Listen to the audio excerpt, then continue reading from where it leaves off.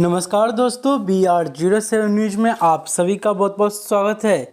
Darbhanga airport के T3 terminal निर्माण से पहले होगा T2 का विस्तार। डायरेक्टर अथॉरिटी ऑफ को भेजा प्रस्ताव। ठंड के मौसम में दरभंगा एयरपोर्ट पर हवाई जहाज़ों की आवाजाही प्रभावित होने की आशंका को देखते हुए एयरपोर्ट प्रबंधन ने इसके निराकरण के लिए योजना पर काम शुरू कर दिया है। नए टर्मिनल T3 के निर्माण से पहले एयरपोर्ट प्रबंधन वर्तमान टर्मिनल T2 के विस्तार की योजना पर काम कर रहे हैं।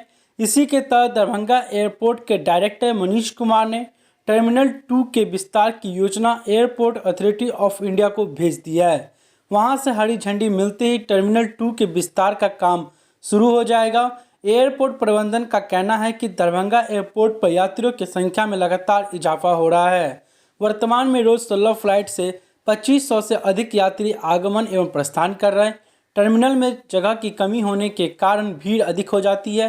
इससे अफरा तफरी की स्थिति बनी रहती है। इसी समस्या को देखते हुए टर्मिनल विस्तार का प्रस्ताव भेजा गया है। प्रस्ताव के अनुसार टर्मिनल के दोनों ओर प्री फैब्रिकेटेड स्ट्रक्चर खड़ा करने की योजना है। एयरपोर्ट के विस्तारीकरण के लिए एयरफोर्स से 2.4 एकड़ जमीन उपलब्ध कराने का अनुरोध भी किया गया है।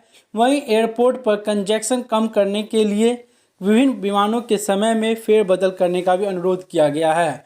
फिलहाल यहां से उड़ानों का समय सुबह 9 से शाम 5 बजे तक है। इसका समय बदलकर सुबह 10:45 से शाम 4:30 तक करने का अनुरोध किया गया है। एयरपोर्ट डायरेक्टर मनीष कुमार ने कहा है कि ऐसा विजिबिलिटी की समस्या के कारण किया गया है।